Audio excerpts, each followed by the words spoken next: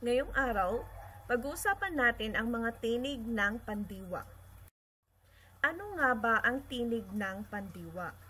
Ang tinig ay isang pag-aari ng pandiwa na nagpapakilala kung sino ang siyang gumaganap o bagay na ginaganap.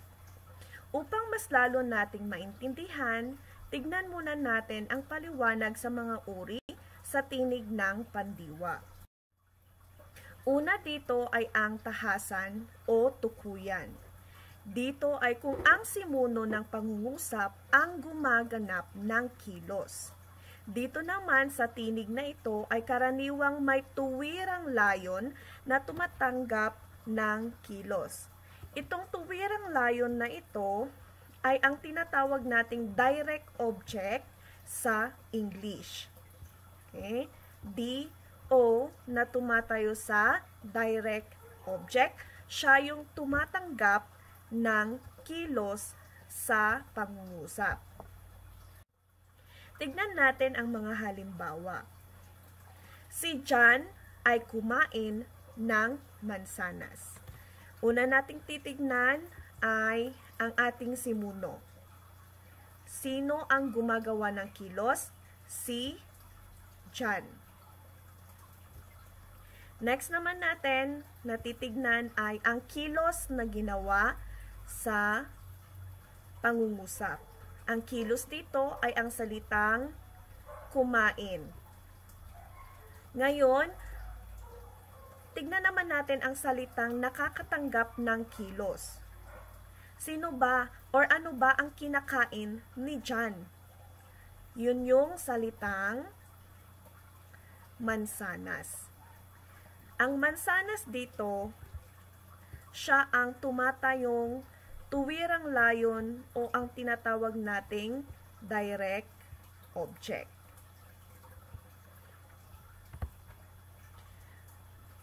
Tignan natin ng mabuti sa pangungusap na ito.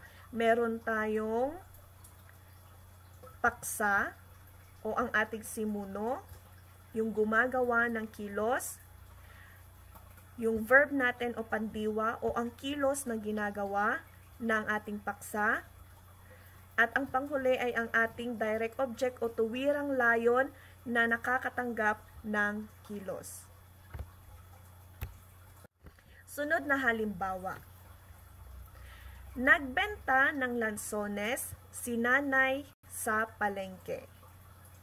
Una nating titignan ay kung sino or una nating titignan ang ating paksa o sino ang gumagawa ng kilos. Ang gumagawa ng kilos sa ating pangungusap ay si nanay. Ano ang ginawa ni nanay? Ito ang ating paksa ha. Huwag nating kalimutan. Ano ang ginawa ni nanay? Ang ginawa niya ay nagbenta. Ito ang ating verb o pandiwa. Ngayon, ano naman yung nakakatanggap ng kilos? Ano ang ibinenta ni nanay sa palengke? Ang kanyang ibinenta ay ang lansones. Ito ang ating tuwirang layon o ang tinatawag nating direct object sa English.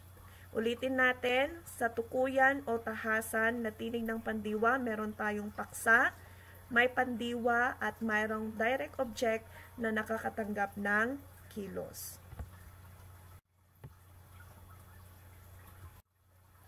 Tignan naman natin ang uri ng tinig ng pandiwa na ang balintiyak. Ang balintiyak naman ay kung hindi simuno ng pangungusap ang gumaganap ng kilos. Ang nasabing tagaganap ay nasa hulihan ng pandiwa.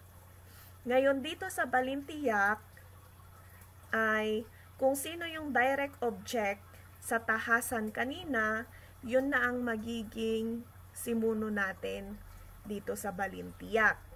Laging nauuna yung pandiwa bago yung gumagawa ng kilos. Tingnan natin ang halimbawa. Ang mansanas ay kinain ni John. Tingnan natin. Isa-isahin natin. Ano ang ating paksa? Anong pinag-usapan sa ating pangungusap? Ang pinag-usapan ay ang mansanas. Ito ang ating paksa. Okay? Ano naman ang pandiwa? Ang pandiwa ay kinain. Sino ang gumawa ng pandiwa o sino ang gumawa ng kilos? Ang gumawa ng kilos ay si John. Siya ang tagagawa ng kilos. Okay? Ngayon, kung papansinin natin, kanina ang mansanas ay direct object natin o tuwirang layon. Dito naman sa balintiyak, ito ay naging paksa ng ating pangungusap. Tapos, sabi niya kanina sa paliwanag, nauuna ang pandiwa o verb bago yung tagagawa ng kilos. Ito, si John. Yan. Nauuna palagi yung pandiwa bago yung gumagawa ng kilos. Kanina sa tahasan, nauuna yung tagagawa ng kilos bago yung pandiwa na ginamit. Ngayon naman ay baliktad. Halimbawa, ang lansones ay ibinenta ni nanay sa palengke. Anong ating paksa? Ang ating paksa ay ang lansones. Ang lansones ang ating pinag-uusapan dito, kaya ito ang ating paksa. Kanina, ito ay ang ating tuwirang layon o direct object. Ngayon naman, ito ang nagiging paksa natin. Ano ang kilos na ginawa sa pangungusap? Ito ang salitang ibinenta.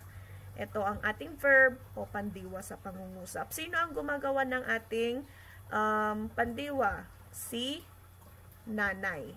Siya ang gumagawa ng kilos.